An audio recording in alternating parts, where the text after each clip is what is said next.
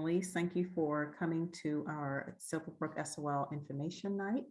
We are here to provide some information and to answer any questions you may have about SOLs or preparing your students for SOLs.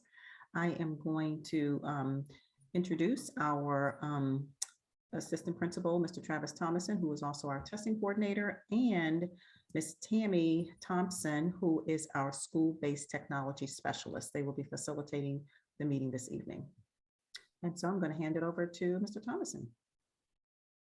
Okay, well, good evening, families. It's great to see you, and I'm really impressed by the turnout. We have 29 participants, so there is a lot of interest in this information night. Maybe there are a lot of third grade parents of third grade students, or maybe you're new to the county. But whatever the case, you're going to get some good information that you should be able to talk with your, have some good conversations about with your child. But really, this is not going to be a lengthy session, and there's plenty of other resources that we will share at the end. Most notably, the SOL site, the state site. If you really want to find anything about the SOL, the standards of learning, or the SOL tests, that's available to you. Just you can Google that, or we actually have that linked up and can share that with you as well. So let's go ahead to the next slide. We started this last year. We started this information night last year because we were returning from our virtual experience, our COVID experience. And so we had about 2/3 of the students that were in the building by this time, but 1/3 were still out. And so they were coming in. It was very complex, and it was a different experience. So we thought, we should go ahead and give you as much information as we can to help you through that. And we just thought that this is really a valuable, with the turnout that we had last year, and it looks like the turnout today, you all definitely can use this information. So we'll start and go ahead and let you know what content the kids are going to be taking. In grades 3, we have reading and math. In grades 4, they'll be taking grades 4, they'll be taking reading and math. In grades 5, students will be taking reading, math, and science. And grade 6, they'll be taking reading and math as well.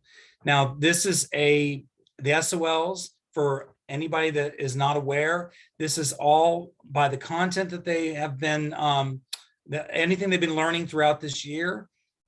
This is what they're going to be tested on. So they've been learning anything they need to know about reading and math. They have been working on throughout the year. Tests are 60 to 90 minutes on average, but an important thing to know is that these tests are also untimed. So the students can take as little time or as much time as they need. And we've had students that finish in 15 minutes. We are a little concerned when students finish that quickly, but a lot of students do really finish or complete the test within 45 minutes. Some of our upper elementary kids can go up to 2 hours, and those are the ones that just want to get a perfect score. We tell them that you don't need a perfect score, but we can't stop them once they start. So, and then our planning for that, we have all that in mind. So if there's a situation where there's a class and about 2 or 3 kids are still taking a lot, far more than everybody else, then we will move those students to a different testing location, and the rest of the students can continue on with their day. We start in the morning, where the students are fresh, and it's been, as long as I've been at Silverbrook, it's been a very smooth process. And the kids are prepared and ready, and they've had enough tests and online tests that it's very few issues ever come up from it. Okay, you can go to the next slide. So if you have not already seen, this is our calendar of testing. We typically, in almost every school in the county, starts with their reading SOLs first. So if you look on May 4th, that's where it all begins. And we have 5th and 6th grade reading together. Last year was the first time we were able to combine grade levels, and that worked out. We had all the grade levels, but then if you, like I said before, we had also a third of our students that were not in the building. So we stepped back from that a little bit and have some days where multiple grade levels are taking the test. And then we have, like on Thursday, we have fourth grade reading. If you notice on the 10th, that is third grade reading SOL on day 1. And then we were able to split that into 2 days. Our third grade teachers always request that and feel that it's a little bit long for our third graders to take it all in one day. And so Dr. Simpkins has, allowed that, and we'll continue that. Fifth grade science on the 13th. There are makeup days for anybody that's missing one of these tests. We have those in the calendar.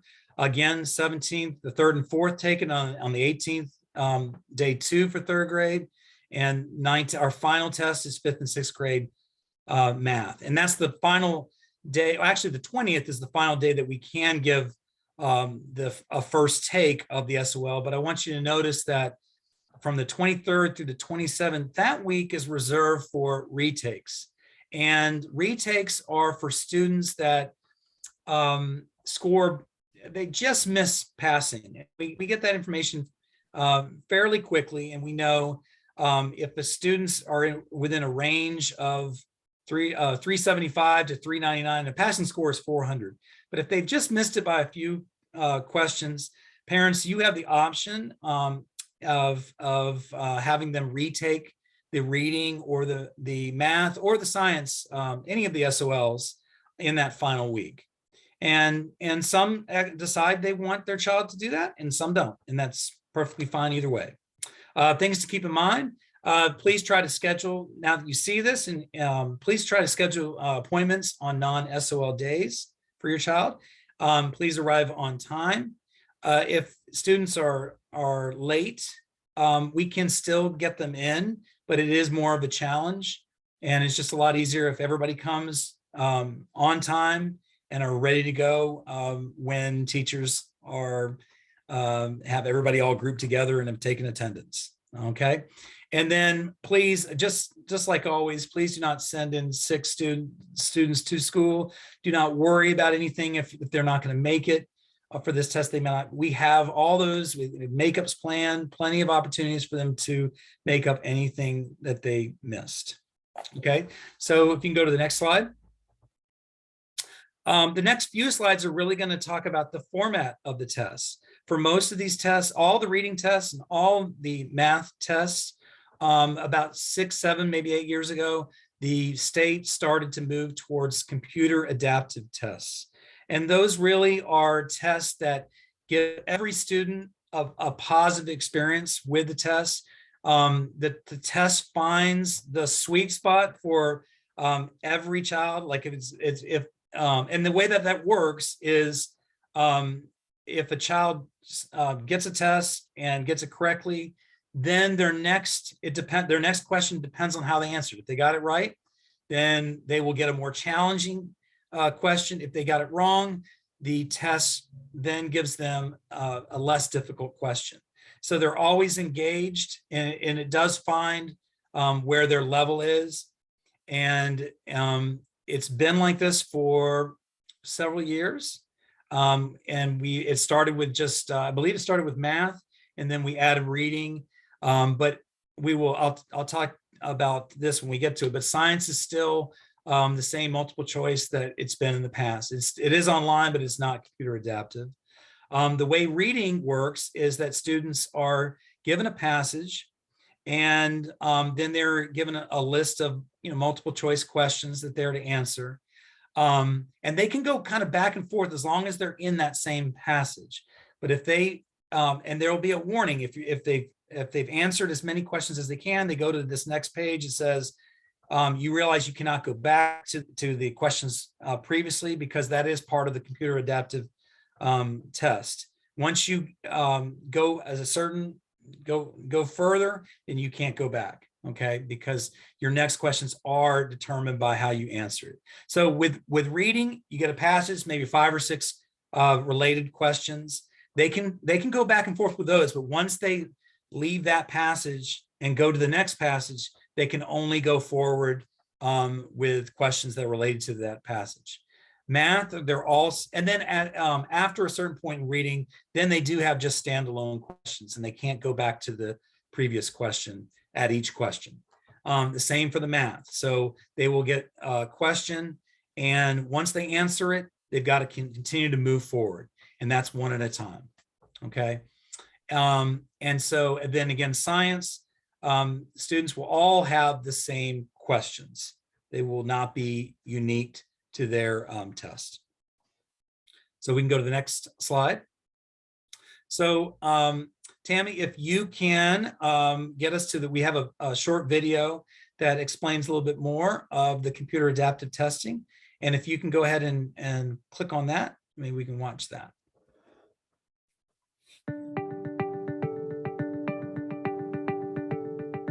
The Virginia Department of Education is a national leader in the use of technology to develop and administer standardized assessments. Virginia's school divisions have been administering online tests to students for over a decade.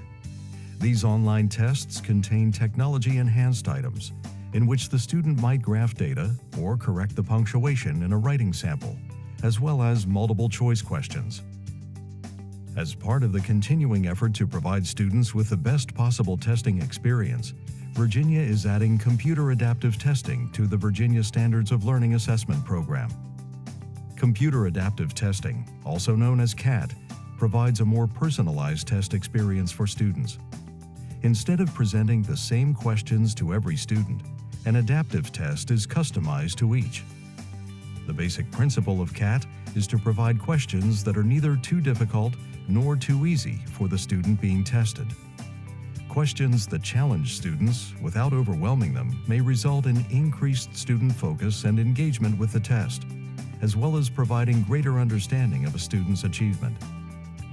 In order to provide the most appropriate questions to students, the CAT follows 2 key steps: question selection and scoring.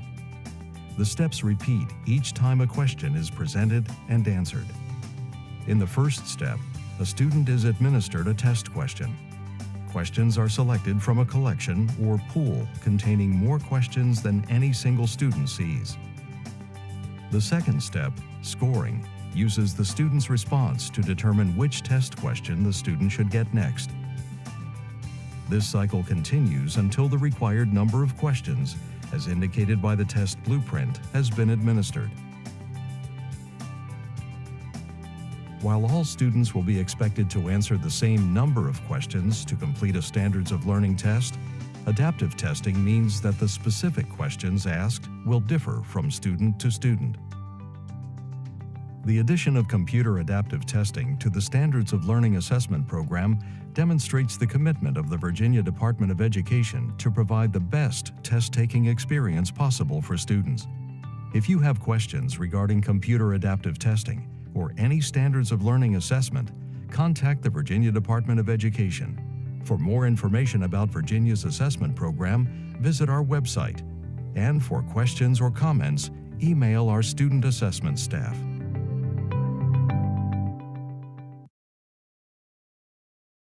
Okay, another thing too that the video did not mention, but it is part of CAT testing, is that the amount of questions is reduced since we've gone to this CAT test. So in previous years, prior to the CAT testing, SOL tests could be 50 to 60 questions, but by moving towards CAT, it has helped to reduce the number of questions. So that's another benefit. Okay, so if we go to the next slide.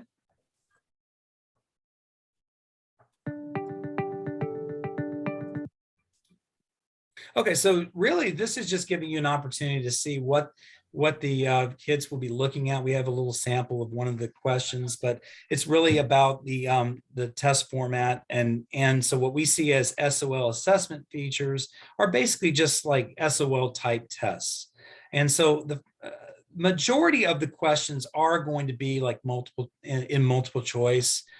There can be more than one right answer, and each child will see when they're reading the directions, they'll be prompted to select the answer or best answers, and they will need to select, all the answers for that question. And then there are also what we have kind of sprinkled in the tests are what are called TEI, technology enhanced items.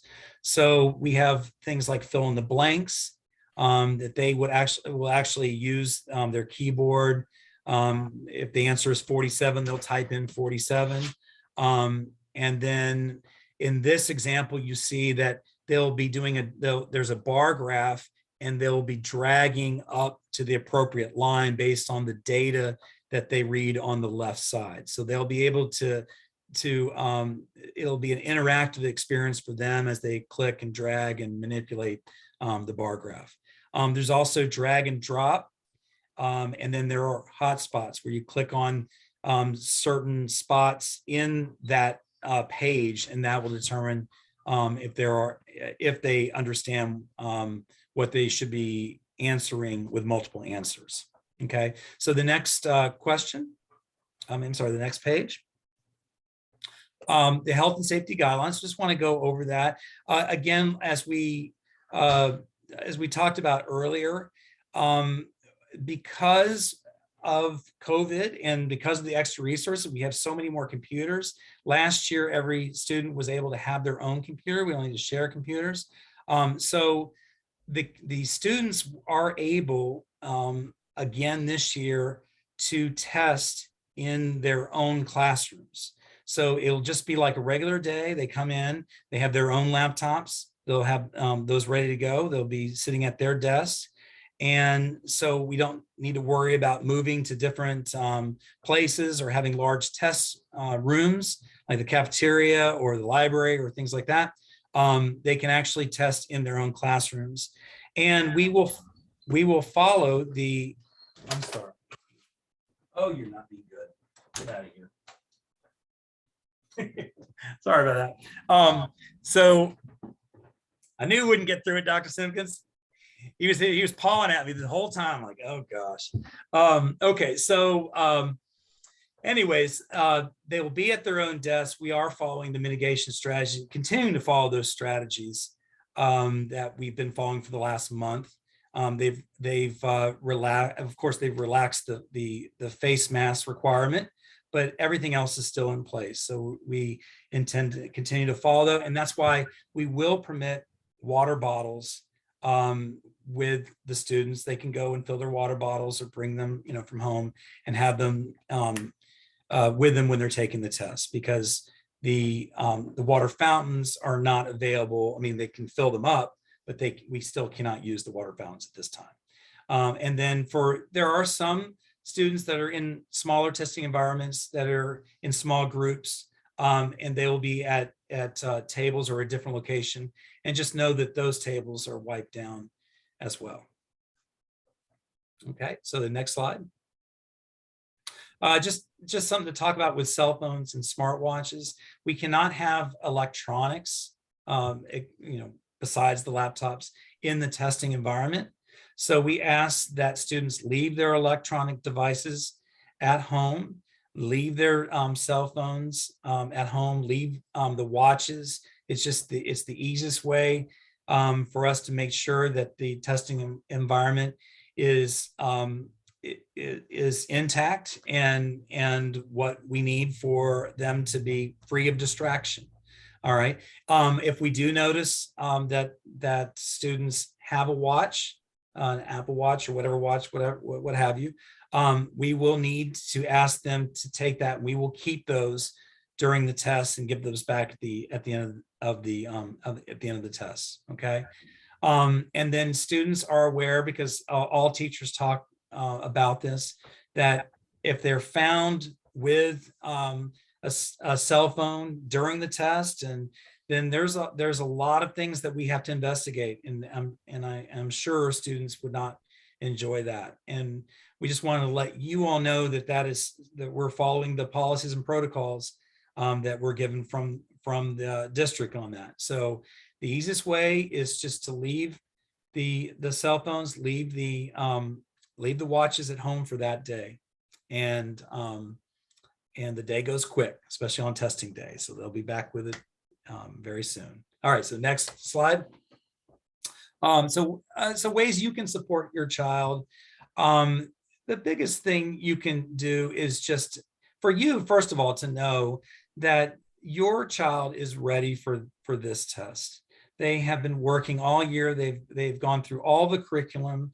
Everything that is going to be on this test has been covered throughout the year. And rest assured that our grade levels are also having in the middle of a plan to give them one more experience and really work with them these last couple of weeks before they take the SOL, so that they feel confident once they're involved with the test. And so there's all kinds of preparation, studying for it, and just so give them those words of encouragement. I know you can do this. You are ready. Make sure you say those things to your child. Just that will go a long way to reducing anxiety. And then the other things that go along with it, just have a nice, calm evening where they go to bed at a good time, and then they get up and have a healthy breakfast. I think this is brought up in another slide, Ms. Thompson, but charge laptops the night before. Then we're going to talk about that in the next slide.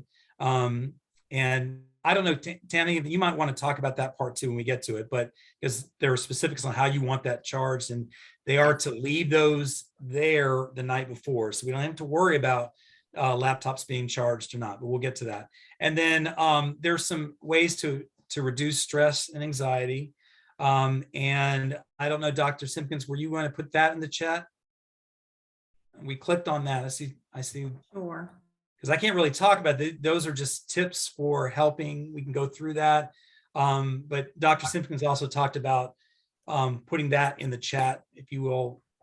Parents would like to click on that and see help, just ways to help your child manage their anxiety. Okay, so that should be in the chat. And then the next slide is just the resources. And so if parents, if you've got a little notebook, you might want to jot this down. SOL Pass is it's an online review site that the kids are doing at school. First of all, I know that happens here. We have them practice that as well in the classroom. And it just gives them SOL type questions, and lots of them. It has many questions that they should see and give them some confidence as they're doing it. But you could jot this down. The school, when you click on SOL Pass, the school is Silver ES, and then the password is Silver. So you can do this. You can have them practice that at home. That's available to all of our students that are taking SOLs. And then, like I mentioned earlier, there's so much information on the VDOE website under Standards of Learning and Testing. So if you just Google VDOE, Standards of Learning and Testing, you're going to find so much more information. It will give you more samples of tests. It will give you kind of blueprints, the numbers of questions, and there's all kinds of information for those that really want to look at it further. Okay, and then what the kids will see on their laptop when they open up in the morning, they'll see the Pearson Test Nav. They click right on that and they're ready to start. And they're ready to go. So that's what they will see on their desktop when they open on the day of testing.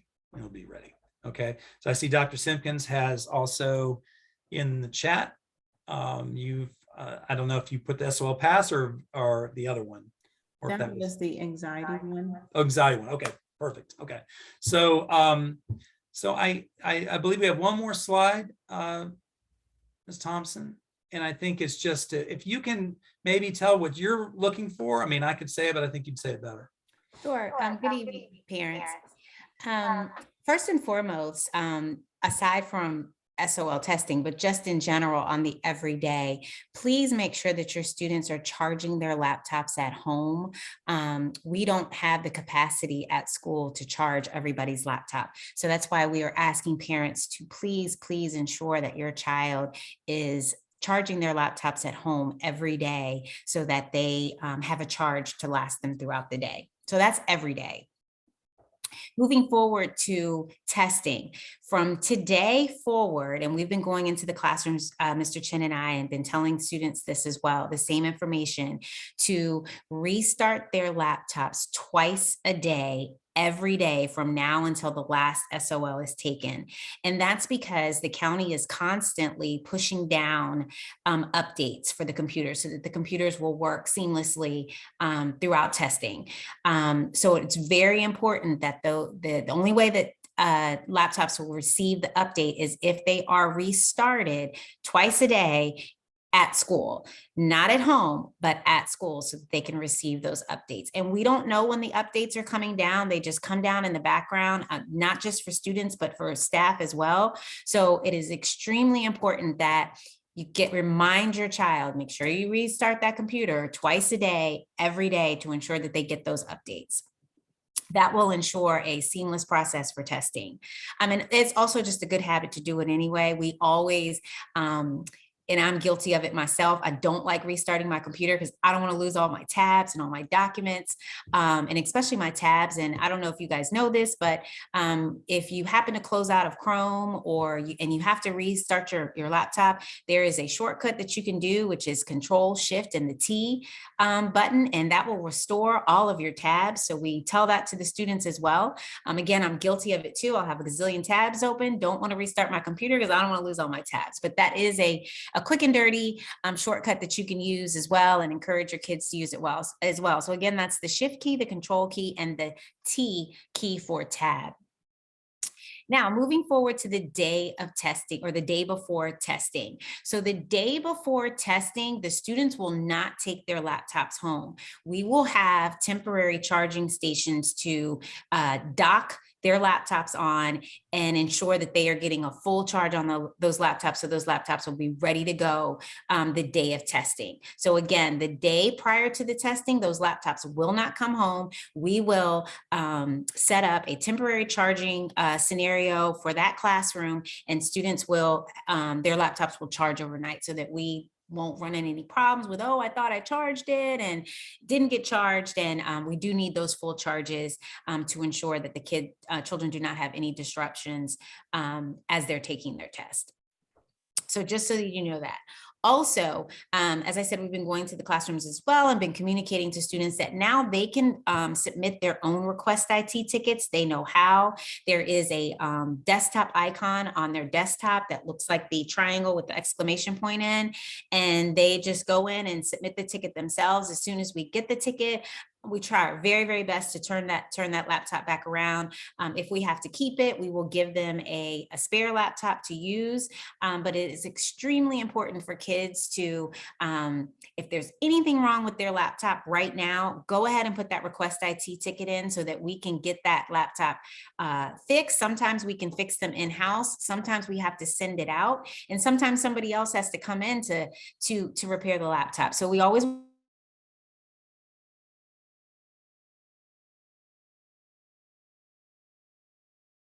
the space bar isn't working, or it just won't turn on, the screen goes black, or even if there's a crack in the screen, please encourage your child. You still can put the request IT ticket in too, get that laptop back to them before testing. And I think that's it, all that I have to say tech-wise. Just make sure, again, kids are restarting those laptops, make sure that they're taking them home up until SOL time to get that good charge for the day. And then the day before testing, just know that those laptops will stay at school so that we can do a mass charge at school. And that's it on our side. Okay, and they are a wonderful team to work with, Mr. Chin and Ms. Thompson. I really enjoy every day when we're together. It's a little crazy at first. The kids never know the difference, but we're always behind the scenes and trying to fix problems that come up. And we do. We get them all, and just because of their expertise. So yeah, Ms. Thompson, always great working with you. Thank you, Travis. And it's about to Much start in a appreciated. couple of weeks where we're ready. So, and really, okay. So I guess, and the last, that's it. I mean, the information that we prepare for you, if they're at this time, if you have any questions, we can do our best to answer.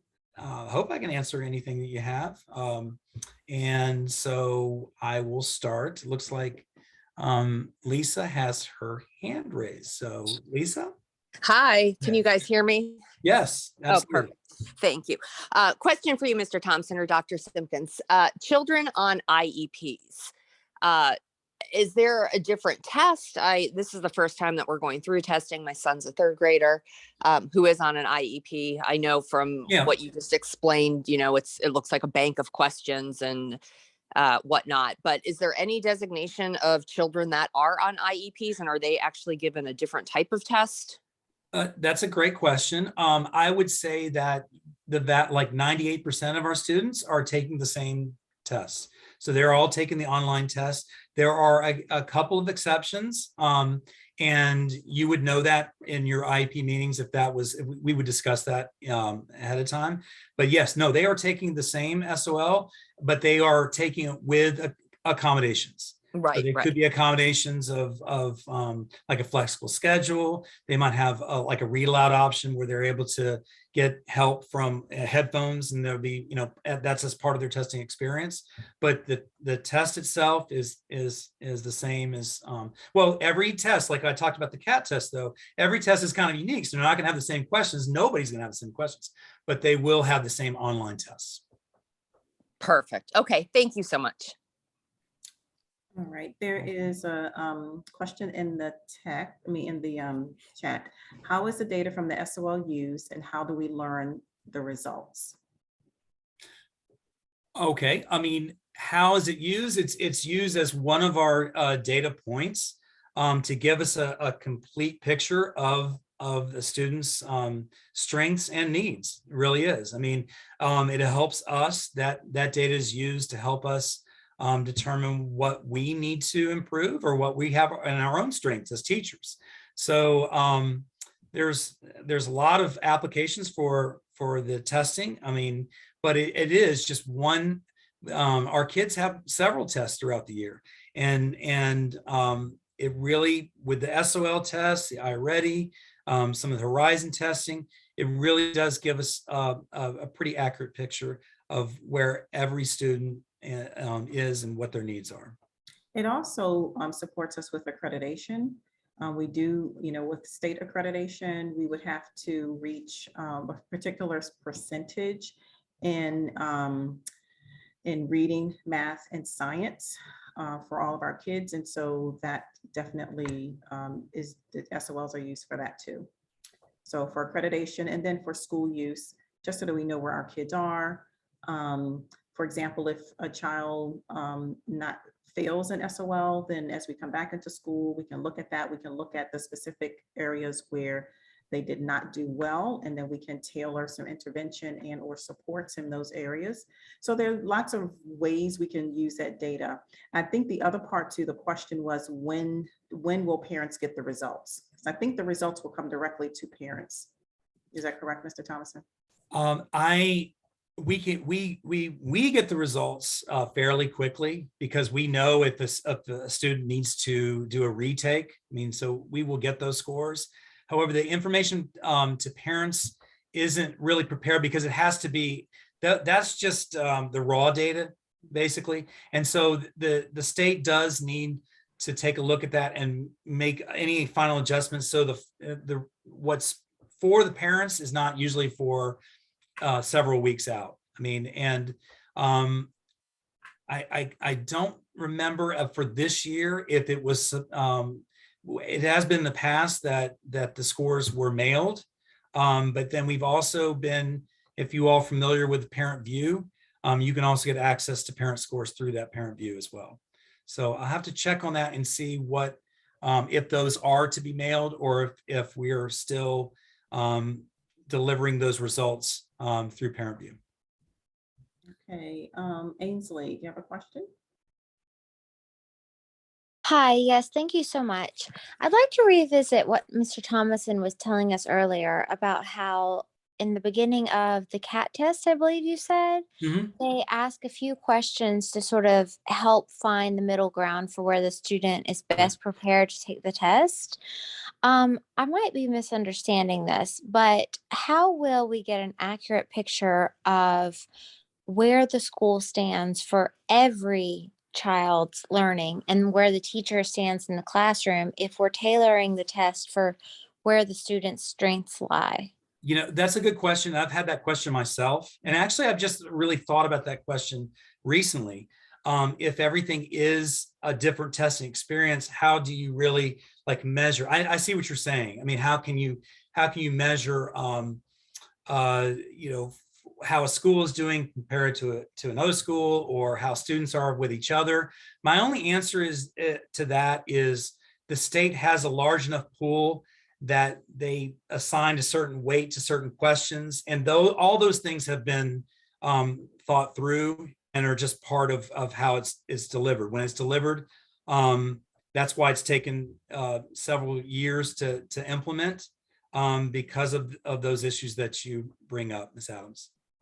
As a follow-up to that, are certain questions weighted more heavily than other questions? For example, in the diagraphs or in the graphs that we were shown, we Mhm. saw some students on desk moving into the green zone. Does that mean that the questions that they get right in the green zone are weighted more, and therefore students, let's say, for example, a student that is answering the more weighted questions is more likely to get a higher score, even if they get some more wrong, versus a student that's answering the more simple questions but has a higher rate of getting them right, is going to score lower because of the zone the questions are in, if that makes sense, since we saw like a yellow zone and a green zone. And It does, and I know what you're saying. I mean, okay, we are just in my training as a test coordinator, we have never been provided that level of detail okay, in like how things like are settled. I just started thinking about that kind of thing just recently myself about it. That okay, you know it is all different, but I just there are over several years they've been developing this. And I'm sure what you're saying, there is weights and things assigned to, you know, individual questions. What I can tell you is that because they are able to do that, we do not need to have as many questions as we have in the past on an online test, or even in the old days in like the paper pencil tests. So, but I can't give you an answer because I've just never been provided access to what's behind the scenes on the format of that test to that degree. well, I appreciate your honesty and your help so much. Okay. So, Mr. Thomason, if a student does not pass an SOL, how will that affect middle school? Does it affect middle school? Does it affect an elective that a kid could receive? Or would an elective be taken away and they have to, you know, do something like a special class or something like that? I don't know if it's Dr. Sim, is that your question? Is that a parent's question from the chat, or is that That's something a you're just question- curious? That was a question that came to mind because I'm thinking, but what if if it's a sixth grader and they don't pass? Does it in any way affect their coursework in middle school? I wouldn't say an SOL, like not passing an SOL. Like let's say if let's say you just miss passing an SOL, or you just flat out don't pass an SOL, like you really weren't close this time. I no, I don't believe that it would. I think if students that struggle with the SOLs for like reading are typically students that are kind of struggling, you know, and then we're aware of them and we have, you know, meetings with parents and there might be special ed concerns, and we have a lot of conversations with that. And then there are meetings with the middle school. So all of that, these transitional meetings that we have with middle school, they are we all come and collaborate and have a plan to help all the kids have the courses that they need. But really, if you just don't pass one SOL, it's not going to be a major issue in your course selection for the next year. Thank you. I'm sure that eases a lot of our sixth grade parents' mind. Not that we think any of our sixth graders will not pass their SOLs, but just a thought. Right. Lisa's iPhone. Lisa, do you have a question? Or do you still have your hand raised? Oh, do we need to take the hands down, Ms. Thompson, or can I do that? Let me see if I have access to do that, because I don't know. Nope, I do. Oh, okay. Any other questions, parents? Or thoughts? I'm trying to think if I can think of anything else that might want. Yeah, Mr. Thompson, and Mr. Dr. Simpkins, I have a question. This is Samira Tan. My question is, when you initially showed a calendar, I noticed that there was only one day in your calendar marked as makeup absentee, but there were several SOLs after that date. Are there going to be other designated makeup dates in case, you know, a child that shows up sick, to say like the May 13th test, which based on your calendar is after that makeup absentee date? Over. Yes, and I don't have the calendar right in front of me, and there should be. What I try to do is schedule one time where we could, you know, get all the reading makeups, and then one time for math and science. You know, that was to try to get them all together. But even saying that, if we see that a child's coming in, oh, you're okay. There it is. If we see that let's say that the child is also absent on the calendar, the absentee makeup, we will fit in that student and make sure that they get a test before the end of the window. So, I mean, that really, the absentee makeups is really for us, just so, and for our teachers to know that that's when their students might be coming out collectively. But really, students can get makeups anytime until the 20th. Okay, so, and if it's 5th and 6th grade math and the student is not there on the 20th, I might need to call the testing office and see if can I make an exception on the next week, because really the 23rd to the 27th are only reserved for those retake options. The window really for first takes closes on the 20th. Thank you, sir. Appreciate it. And then let me see, we had a question about if the student exceeded their time, will they be able to get extra time? The tests are untimed, but the test will have to be completed within that day unless that student had an accommodation to do over 2 days. And so, Mr. Thomason, if you want to clarify that, you can. I don't really have anything to clarify. That's exactly right, like what you said. And that's happened once to me in my years of doing this, that there was a student that just took all day. And it was painful. I mean, and so please, parents, tell your child, it just, at the end of the day, it doesn't matter. They don't need to be spending that much time. They really should be wrapping this up by an hour and a half. I mean, they shouldn't need any more time than that. I understand you can ask the kids to not do that, but if they are just gonna do it because they want to get that perfect score, they will take the test, especially in 5th and 6th grade. That's when we see it the most. I mean, the upper elementary students. But we just emphasize with them at home that this should not be a high stakes test, and just do your best, and the scores will take care of themselves.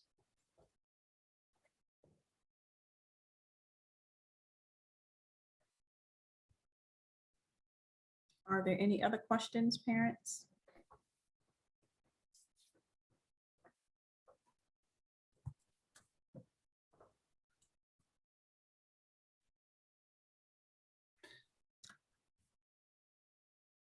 Okay. Anything in have the they chat started- there? Yes, Okay. I'm seeing it now. Have they started their CAT practice?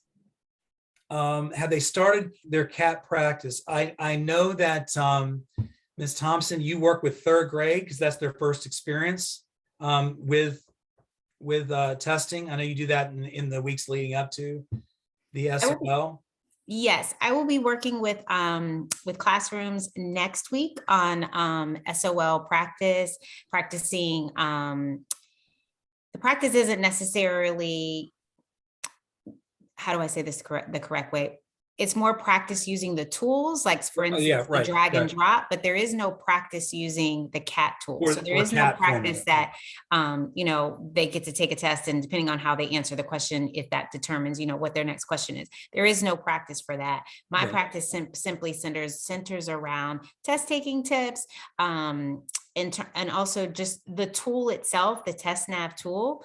I've also provided in Schoology and all of their courses, there is a multitude of resources on how to use those tools, how to use the ruler, how to use the protractor, things like that, how to use in their reading passages, they can highlight text, going over again that once you get to that exclamation point, it's the computer is going to ask you, are you sure you're ready to proceed? Because you won't be able to go back to answer. They can go back within a passage. I'm talking about reading.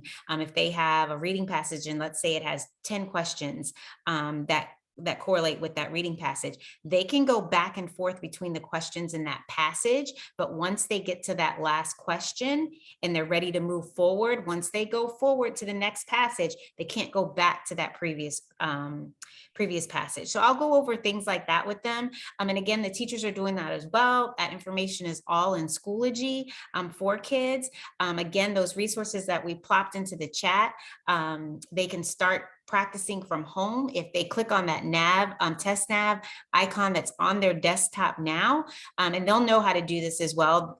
It says right at the bottom, SOL practice questions, and they go there, and the questions emulate the same questions not the same questions, but question types with the tools that they can use to practice as well then. So my suggestion is go ahead, get them on, have them practicing. I know they're doing it in school with their teachers as well. And again, all that information is located in Schoology in their homeroom teacher courses as well. Thank you, Ms. Thompson. Excellent. You're welcome. Dr. Simpkins, did you see any others in the chat? No, I don't see anything else at this point. I'm going back to see if I missed anything.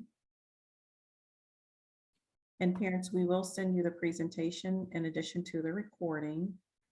And we'll probably have that out, I would say, like typically we send information out on Friday, so we'll definitely have it out by Friday. If not tomorrow, we'll send it Friday. Are there any other questions at this point, or any other wonderings, thoughts, ponderings? We know that our children will do well. Our kids have worked hard, and so have our teachers. And, we're doing our absolute very best to make sure that they're ready and prepared. And we want them to be calm and rested. And we don't want them to have a lot of anxiety about this. And if there isn't anything else, I'd like to give a round of applause to Mr. Thomason and Ms. Thompson for facilitating for us this evening. And parents, thank you so much for attending.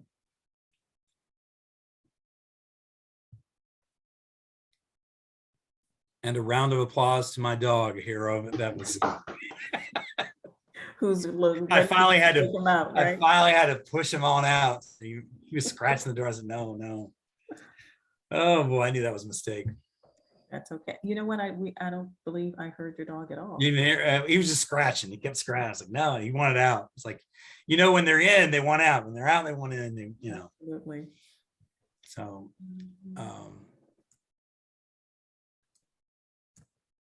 Thank you. You're welcome. Thank you, everybody.